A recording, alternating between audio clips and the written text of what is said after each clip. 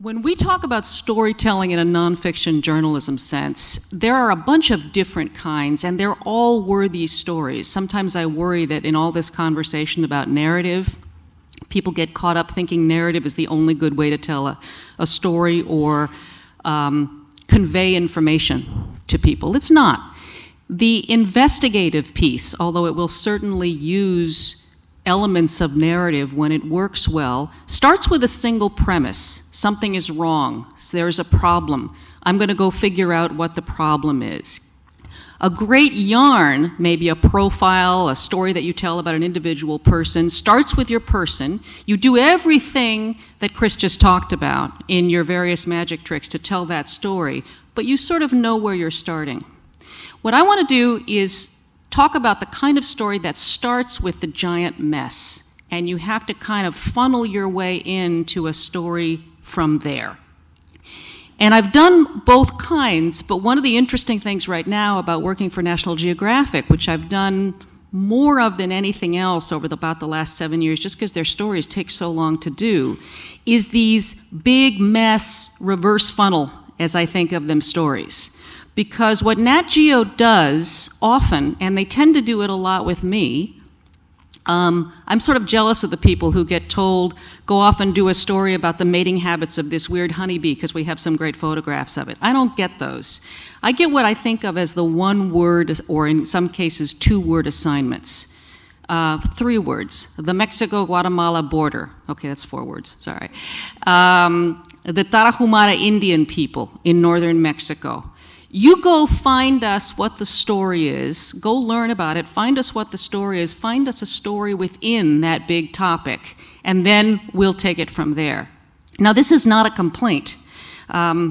They put an enormous amount of trust into their reporters, but what I want to do is kind of walk you through the process of taking a giant messy topic like abortion, which I ended up writing a whole book on, or child marriage, or Cuba, and show you a little bit about, at least for me, how that very daunting always process works. One thing I want to say right at the top is I've been doing this for a lot of years. There are many ways I'm really sorry. How many of the people in this room are actually working journalists, working storytellers of one kind or another? Okay, a fair amount. I see a lot of great, and I've already met a lot of great-looking and great altogether young journalists, especially at the magazine, which, excuse me, an aside, is terrific. It's a wonderful, wonderful journal. The one thing I'm really sorry to tell you is it doesn't get easier. You would think that this process, like building fine furniture, would become a little more automatic and a little simpler as you got some mastery over it. For most of the writers that I know, there are things about it that get easier, but the process itself, the writing itself, is just as difficult every single time. One thing that you do develop is what I'm going to talk about now, which is a sense of what the steps look like. And that's what I want to walk you through right now. Okay. So let's have any of you had a chance to read the 2 stories that I'm going to talk about right now, child marriage and the new Cuba, Cuba's new now? Okay, show of hands, just generally. Oh, great. Most of the people have read them. So I can skip some background. Child marriage was assigned to me just like that. My editor calls me up and she says, we think we got a new story that we want you to do. Child marriage. End of assignment. And my first reaction was quite uncharacteristic for me because I usually leap into these things. I said, what is complicated about this? There's nothing complicated about this subject. All these people should be shot. This is very simple. And she started laughing and she said, I think you're going to find that it's quite complicated and we want you to go figure out how to tell a story about it. She, of course, was completely right. But the process for starting with both child marriage and Cuba was the same, okay? And these are kind of the steps I want to walk you through. These are not nearly as poetic and inspirational as the magic steps, but they're kind of what you do on the ground when you've been inflamed by the beauty of what Chris talked to you about. One of the things that Chris said, for any of you who have not read the story that was mentioned, that Christy mentioned at the very beginning, I'm delighted to meet Chris because I've taught that story for years. It's a brilliant piece of reporting, and the thing I want you to take away, in addition to all the storytelling information that Chris told you about, is the amount of work that went into it. So you start on a piece like this, on a subject matter that's very complicated, with an extraordinary amount of what I call immersion. That's going to be step one. And when I talk to my students at school, they're always kind of flabbergasted by what I mean by immersion, because I'm real serious about this. Chris told you that he's gotten involved, he actually learned magic. That's what I mean. Now, right now I'm studying Arabic because I want to go to Saudi Arabia this fall. This may be a little bit over the top, but I actually know that it's going to help me, not because I'll be able to interview in Arabic, but because it will help expand my knowledge along with the reading that I'm doing. How do you start with a topic as huge as child marriage? Well, you start by going to anybody who works on this. Now, I grew up as a reporter in the era pre-Google. So there used to be a time when you would go to the Reader's Guide for Periodical Literature in the United States. I don't know whether you have something comparable here in Romania. And you'd look up everything that had been written in magazines about your topic for the last 20 years. Now, I mean, I adore Google. It's fantastic. And obviously, one of the things you have to worry about is, will it steal you and drop you into an abyss from which you cannot recover? But if, for example, you're starting on child marriage, one of the first things you learn is that there are NGOs around the world that have made this their specific cause. So number one, you do a full cover, and when I say you go for the NGOs and the people who know about your subject matter, I don't mean you just find them and look for people. I mean you read all the reports.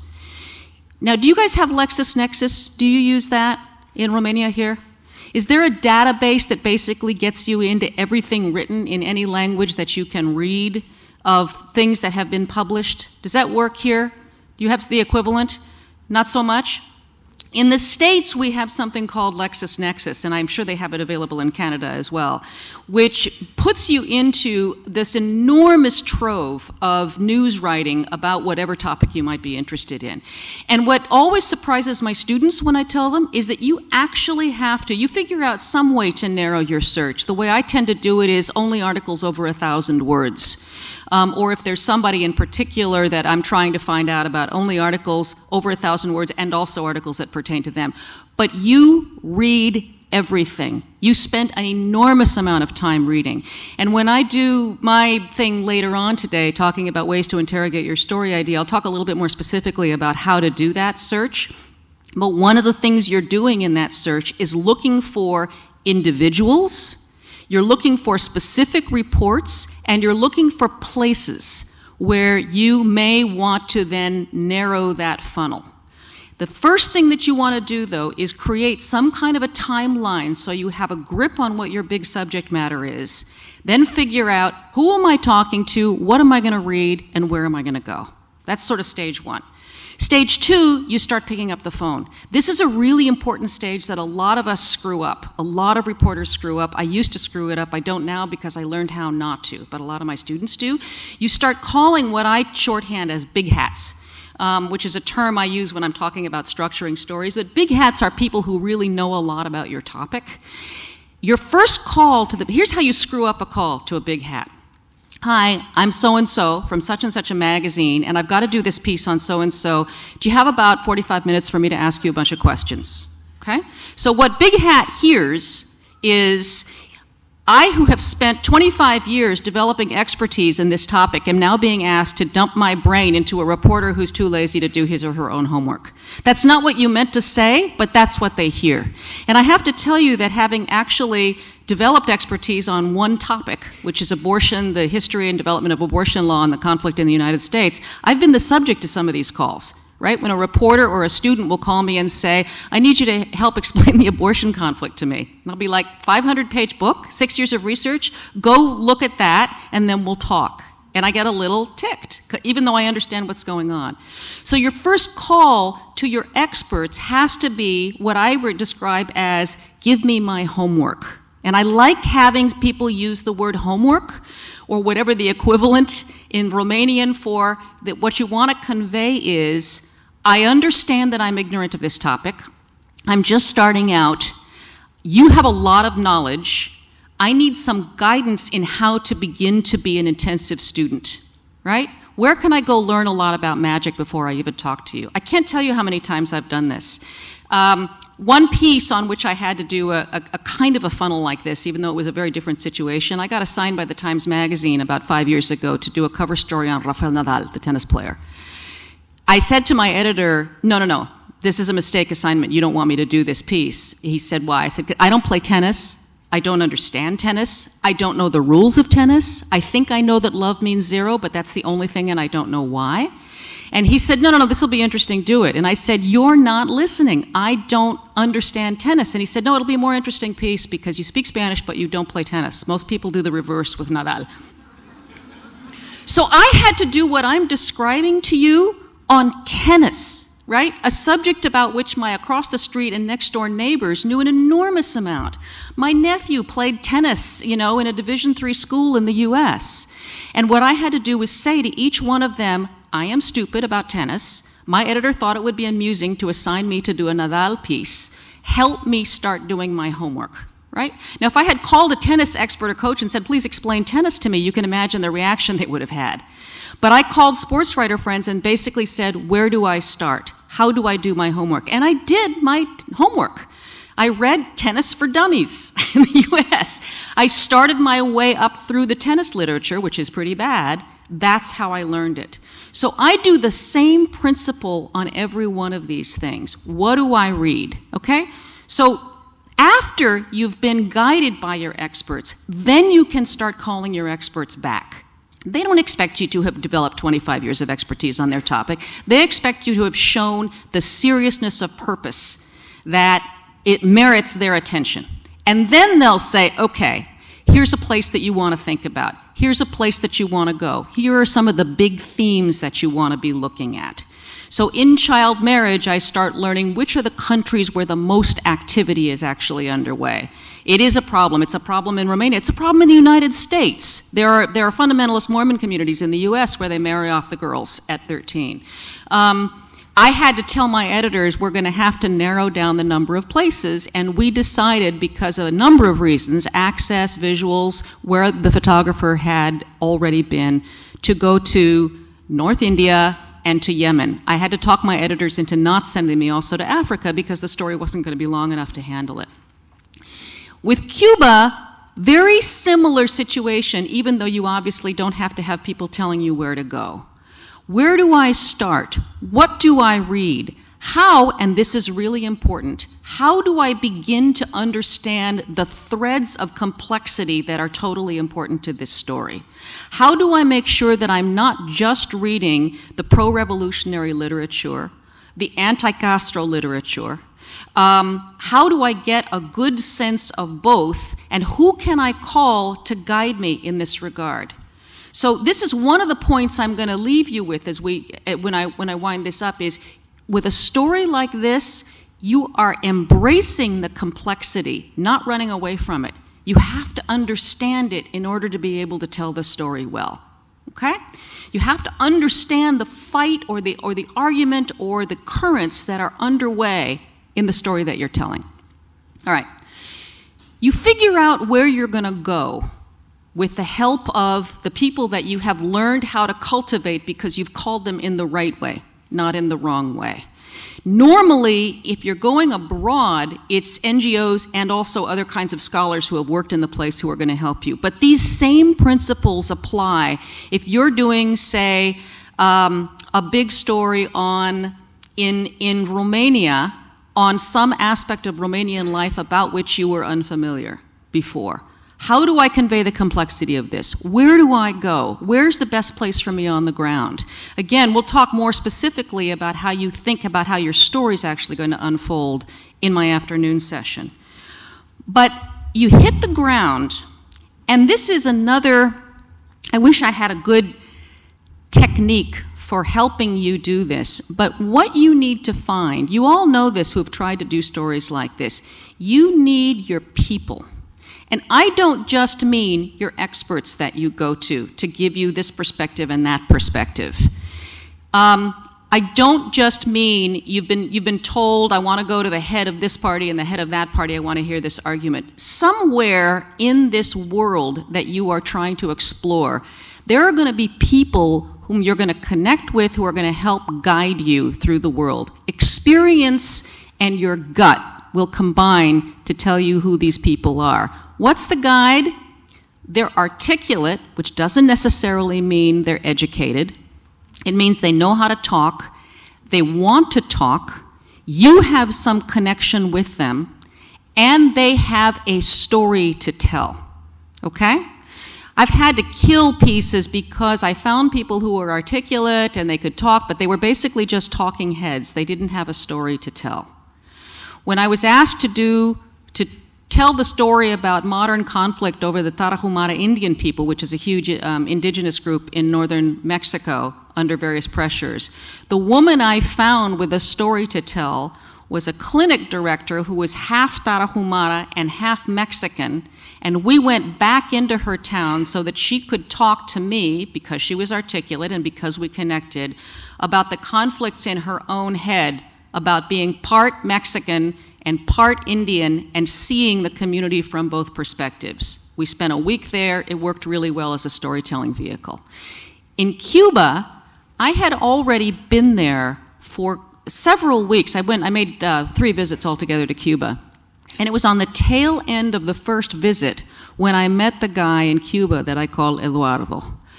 And because I already had done so much talking, so much immersive reporting, so much learning about the multiple currents of Cuba, when he started saying to me, okay, I've got something I want to tell you, what ends up happening with Eduardo, what I did in Cuba was just drive around talking to people over and over and over again, because Cubans are great talkers, and I found that any time you get into a private space, they would start, I'm a Spanish speaker, as I said, and so they would just open up about their complaints. And this guy's complaints were so perfectly articulated, such good condensations of what I'd been hearing all over Cuba, that we talked and talked and talked and talked, and finally he pulled over the car. We were in a long drive in the countryside, and he says to me, I have something that I want to tell you.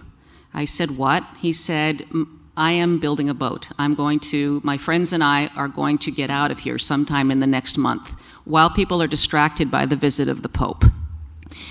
If you are a reporter, obviously, your brain goes ka-chong. Chris is like, right? That's what you do. And I said right away, can I talk to you? You know, can we really talk about this? And we became friends, and it was quite clear to me that his preparation and ideally his journey in the end was going to be the narrative that would draw through all the complicated threads of the story that I wanted to tell. How do you spend time with your person? Once you start figuring out who your people are, this is really important to good storytelling. If you look at any great piece of writing, and again, Chris's piece is a fantastic example of this, what you'll see is evidence of how to talk to people about things that are complicated. And that's a skill. I mean, I'm sure Jackie's going to talk about that later in interviewing as well. You have to learn how to probe, how to argue. Again, you're embracing the complexity of a situation. One of the things I like to tell people when they're doing interviews of this kind is to ask people, what would you say to the person who ... right? And that's a much more gentle and provocative way than just getting into an argument with somebody. So in Cuba, no matter whom I was talking to, all over the place, I would say, what would you say to the person who? So with Eduardo, I said over and over again, what would you say to the government official who said to you, you're bailing out on your country. You are the future of this country. You young people, you have to be patient. Look what we gave you. You don't understand how bad things are in the capitalist U.S. And he would respond beautifully, articulately, and vehemently, and of course I would be madly writing. When I talked to other people, once I had become friends with Eduardo, I would say, look, I have this friend who's 35 years old, and he's buying tuna and water right now to escape illegally from the island. What would you say to him if you could talk to him right now? And that produced wonderfully eloquent and surprising responses from people. In Cuba, I expected everybody to say, you know, he's a gusano, he's a worm, he's bailing out on the revolution. Nobody said that. And that added to another insight I was able to add into my piece, which is that people were really sympathetic to those who didn't have the patience to watch the revolution succeed. Similarly, once I began finding my people in exploring both India and Yemen in the child bride story. One of my people in Yemen, in fact, was my translator, and I was very sorry I had to, for space reasons, write her out of the copy. Passionate, articulate, complicated, understood me, took me to the places where I wanted to go. In India, I was fortunate enough to find young women. The young woman who sort of makes up kind of the bulk of the second part of that piece, whom I ended up helping pay for to stay in college, who did, by the way, end up divorcing her husband, and is now working in India. We're still in contact. She's grown into a perfectly lovely young woman of some great independence in India. The minute I met her, I was like, okay, this is going to be one of my people, because she can talk, because she's complicated, because she's drawn to her family. She understands vividly the ties that keep someone attached to their family. So she's complicated. She's not simple, but she's articulate, and oh boy, does she have a story, right? So in both those cases, in India, what I took to doing was I would say to people, particularly after we had been to that wedding of the very small girl, the wedding of the three girls, the one that starts the story, the lead, I had enough background because of these various stages that I've described to you that by that time I understood this is really complicated. Many of the people who arrange for the marriages of their children at very young ages in these societies do it because they love their daughters intently and because this is genuinely how they think their daughters will be most protected and have a better adult life. So I went around India and I would say to people, okay, I met this grandfather who was marrying off his granddaughter and very proud of the fact that he had found a good family to marry her into, and she would be with her aunt so she wouldn't be lonely. She'd be on a good farm, not a bad farm, with a good provider. And I would say to activists in India, talk to him through me, answer him. And of course I got these wonderfully eloquent answers from people, which again, this is part of also what Chris Jones was saying. This is the on-the-ground application if you're going to have to throw a lot of this away. I got a heartbreaking pile of quotes, heartbreaking in the total crass reporter way because I couldn't use them in the piece. But what I also got from all those conversations was enough understanding of that perspective to be able to convey it in the piece. So where I'm going to wind up in this, we'll talk more about it in the afternoon, but what I basically want you to come away with as you think about what you want to do if your job is to take a very complicated story, a very complicated subject, find a story in it and make it work for you and the reader. Number one, totally immerse yourself way beyond what you might have imagined. Take the magic lessons. Read all of the books, learn the language if you can, or at least begin to do it. Really get it as deeply as you can. Number two, find the right people once you're on the ground. And by on the ground, as you all know, I can mean in your other country or in that suburb of Budapest, where you have been. Did I say Budapest? Bucharest. Sorry. At least I was the first person to do it, right? Bucharest or Budapest, right? Where you've been asked to do your reporting.